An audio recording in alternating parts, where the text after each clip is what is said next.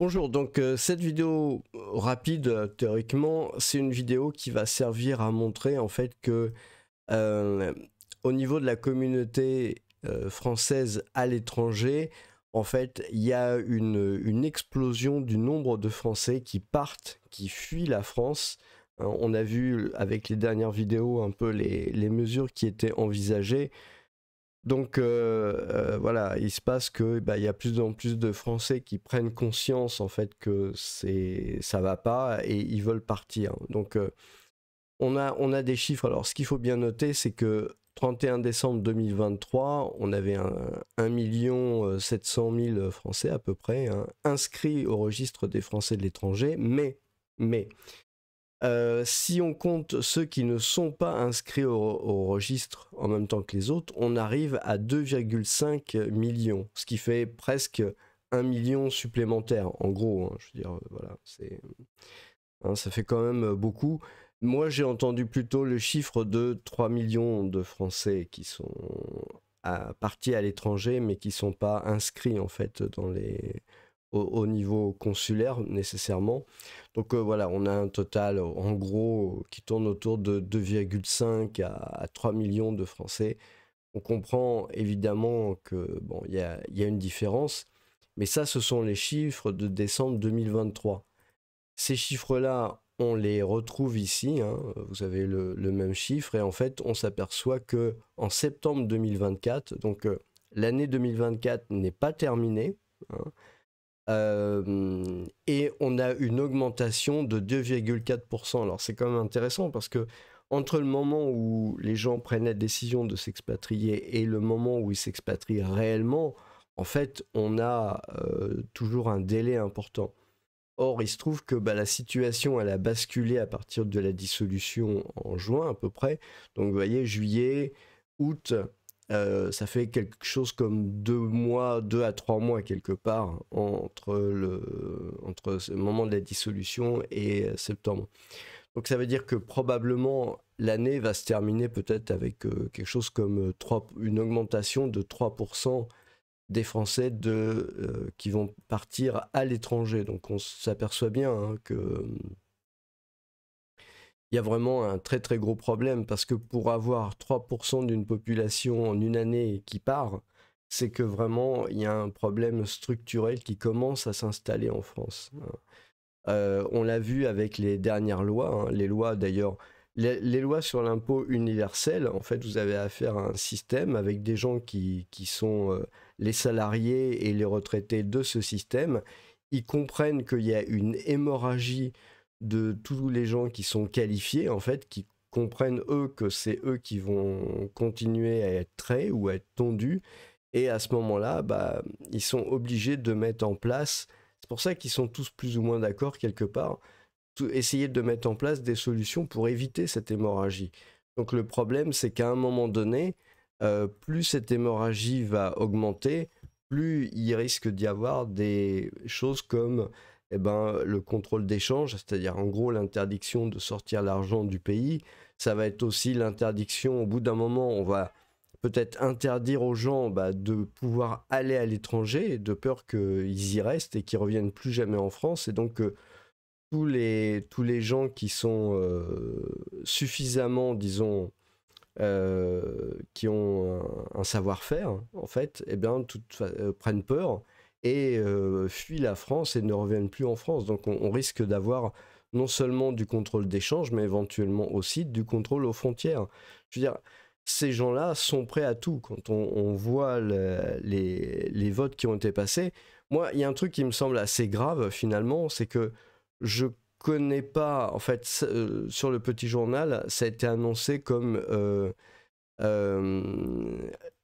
priorité avancée de la 41e session de la FE. Je ne les connais pas. Je sais pas vraiment trop qui c'est. Je sais pas si c'est un truc politique à tendance gauche ou droite, ou si c'est quelque chose d'assez neutre politiquement. Franchement, je n'en sais rien du tout. Mais moi, je relève une chose.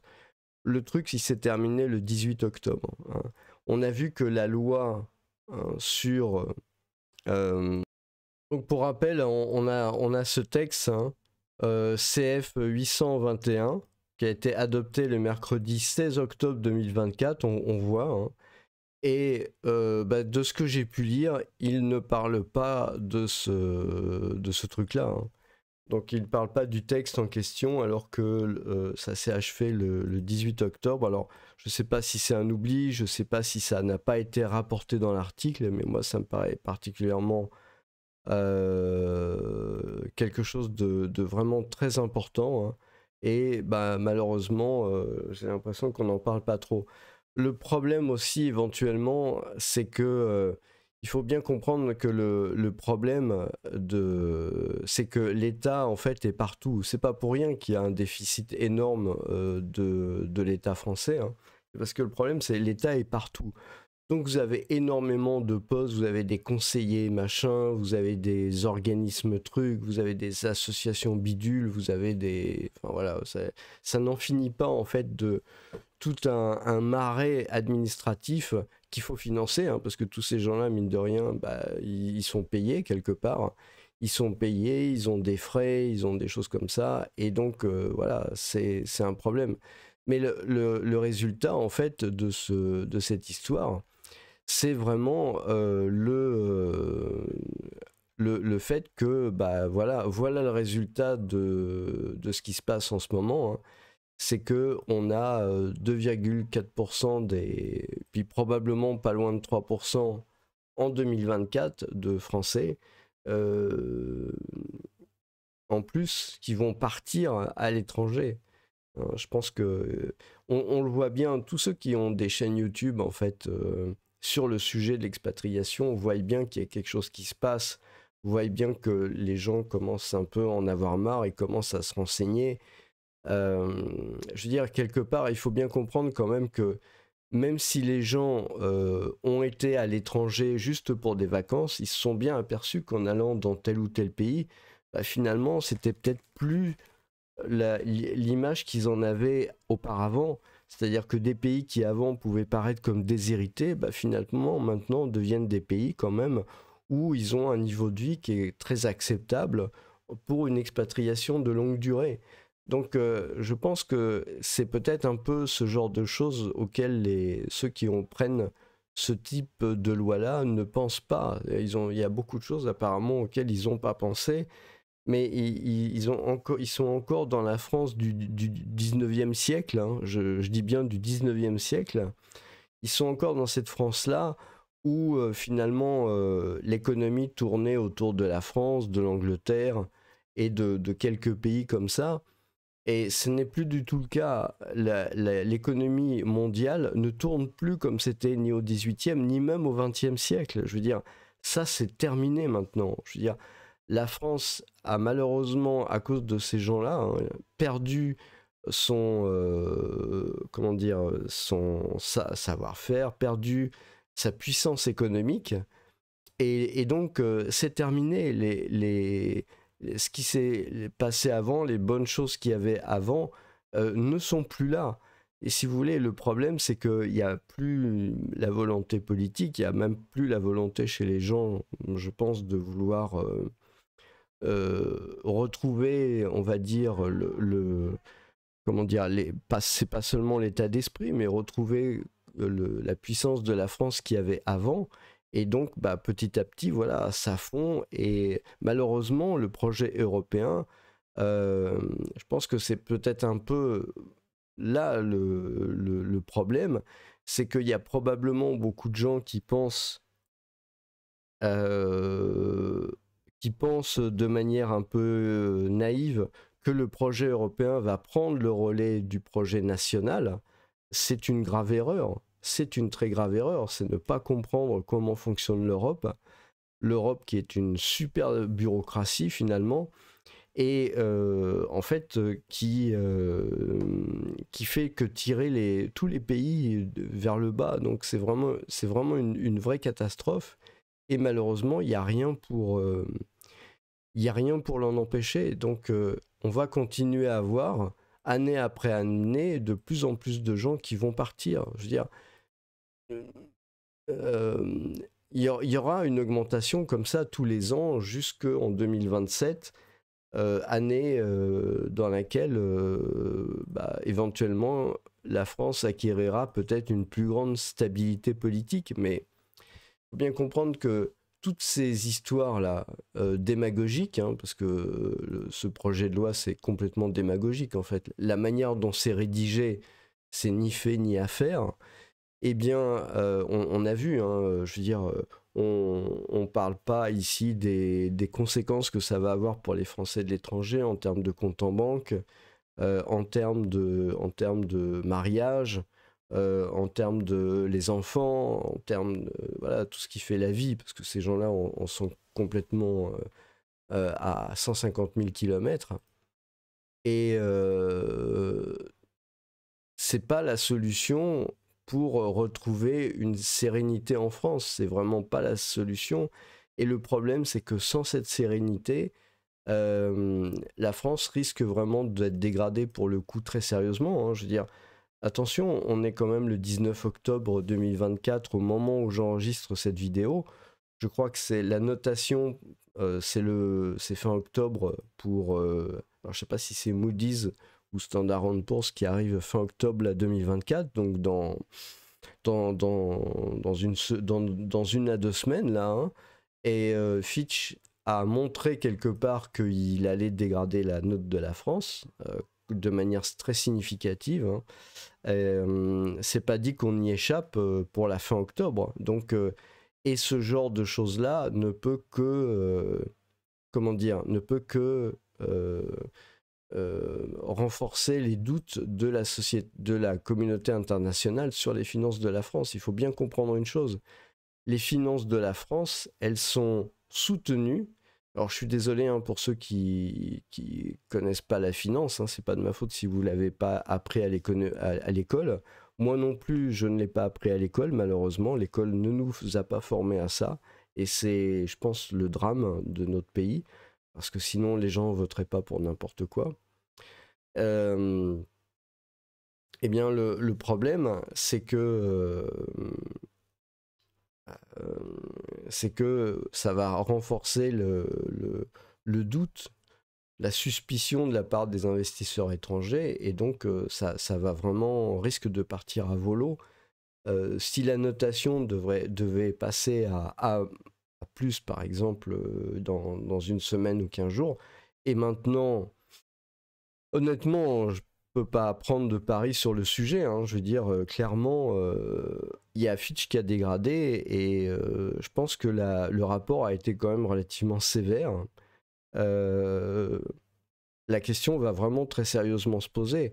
Si la note elle est dégradée aussi rapidement après avoir passé en 2024 à moins, hein, on se rappelle bien de à moins, puis éventuellement maintenant à A+, de dégradation dans une année, c'est quand même extrêmement chaud. Donc ça veut dire que qu'est-ce qui attend les finances en 2025 ? Faut toujours rappeler une chose, hein, tous ces gens-là qui visiblement n'ont pas l'air de comprendre ça, parce que pour eux, il n'y a que le grand capital, le méchant capitaliste, le truc comme ça.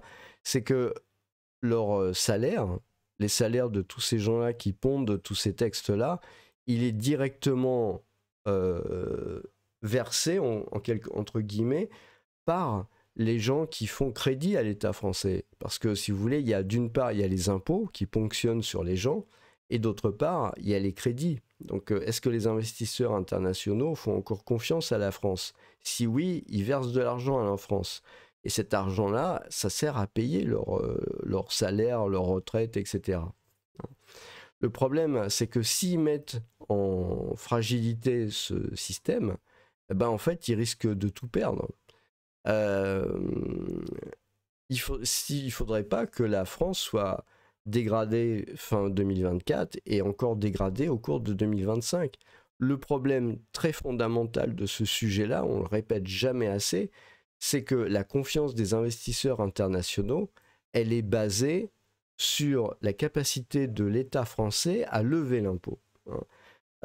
Autrement dit, c'est l'épargne des Français qui sert de collatéral au prêt que l'État français demande aux investisseurs internationaux. Il leur dit, voilà, vous pouvez me prêter de l'argent, en quelque sorte, il n'y a pas de problème. Si jamais il y a quoi que ce soit, je peux toujours prendre dans l'argent des gens, faire plus d'impôts, etc., pour vous rembourser, donc vous craignez rien. Et les gens prêtent, et ils ont raison. Je veux dire, c'est un investissement, ils sont payés avec un certain pourcentage, c'est le principe d'un prêt. Hein, vous avez une garantie, donc vous avez en garantie le dépôt des Français.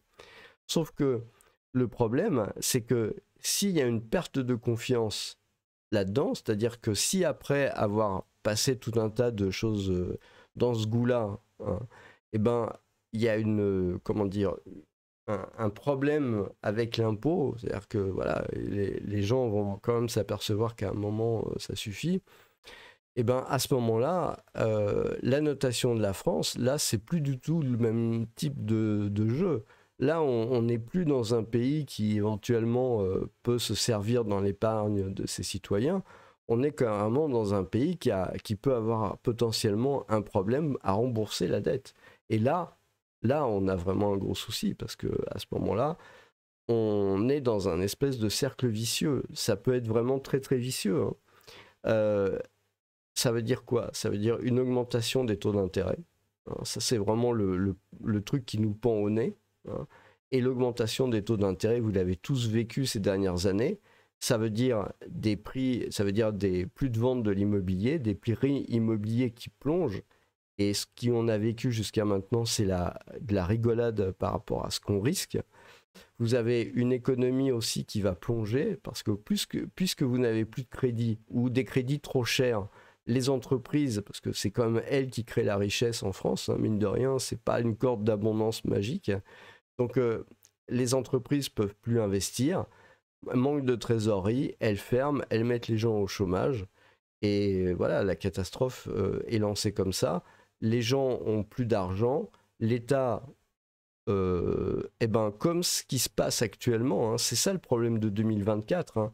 Le problème de 2024, c'est tout simplement que l'État s'est laissé déborder par à la fois il y a plus d'inflation et il y a moins de rentrée fiscale parce que l'économie va mal. Je veux dire, on le voit, je l'ai fait sur la chaîne depuis le début 2024, on voit très clairement qu'il y a un problème de trésorerie des entreprises.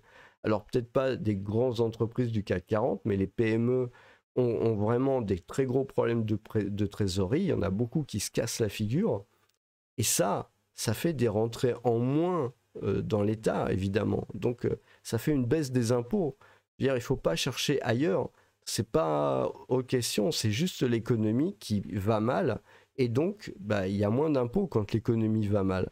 Mais rajouter de l'impôt là-dessus, bah, c'est vraiment un problème parce que ça veut dire qu'on va pénaliser encore la trésorerie des PME, des entreprises. Ça va être catastrophique. Et donc, si vous voulez, on est quelque part en train d'aller dans un cercle vicieux.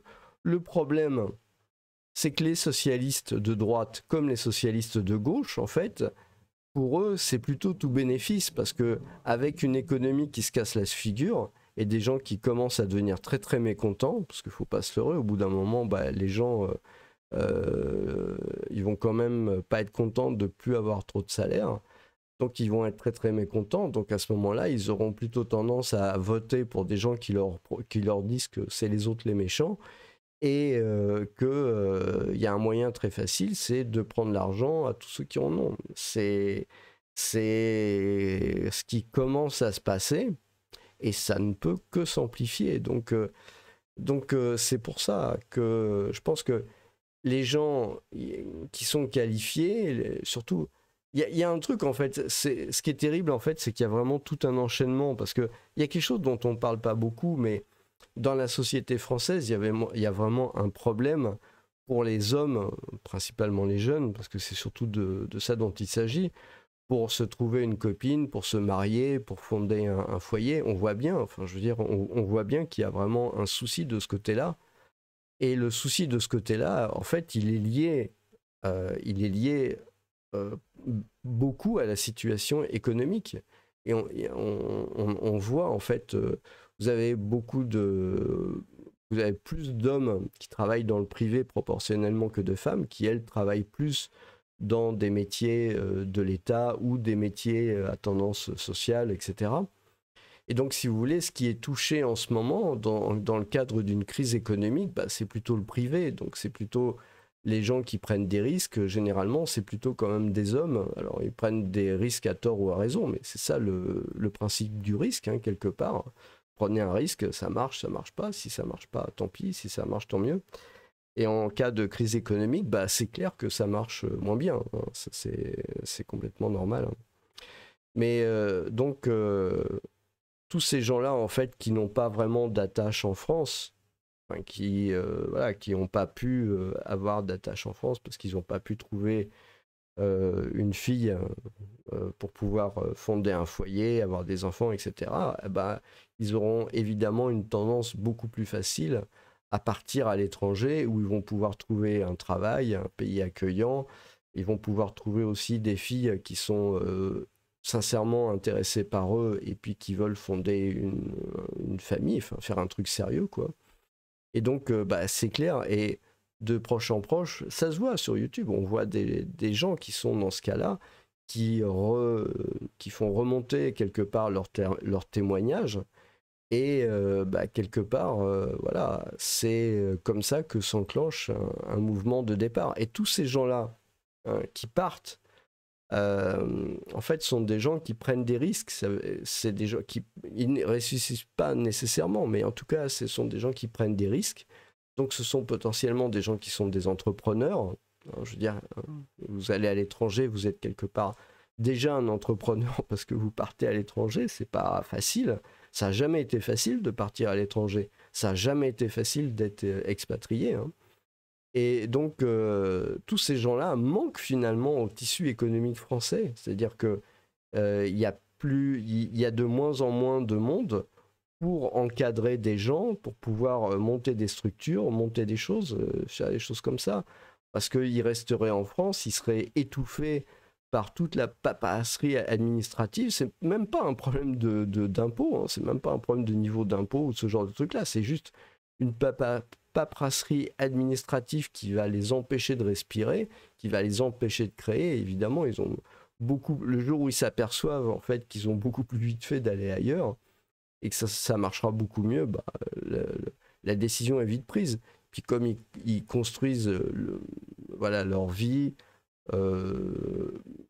leurs moyens de subsistance, et ils ont une famille, bah, ils restent à l'étranger. Donc tout ça, en fait, c'est quelque chose dont je n'entends pas parler. Alors on va parler de bobo. Je ne vais pas donner d'exemple, sinon il y a des gens qui ne seront pas nécessairement contents, mais dans l'actualité, on voit bien qu'il y a plein de choses qui apparaissent dans les gros titres, dans les machins, qui vous font perdre ce contact avec ça. Parce que ça, c'est vraiment important. Le fait qu'il y ait pratiquement 3% de Français qui seront partis en plus à la fin de 2024, ça devrait inquiéter tout le monde. Ça devrait inquiéter tout le monde. C'est pas normal. La France, c'est pas un pays d'émigration.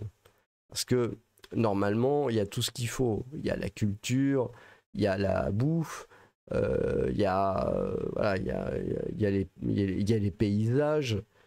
C'est vraiment très très agréable, la France. Normalement, il n'y a pas de raison que les Français veuillent partir. S'ils le font, c'est vraiment parce qu'ils ne peuvent pas faire autrement. Et je pense que ça envoie vraiment un très très mauvais signal. Donc voilà un peu ce que je voulais dire sur ce chiffre-là. Et bah, voilà le problème, quoi.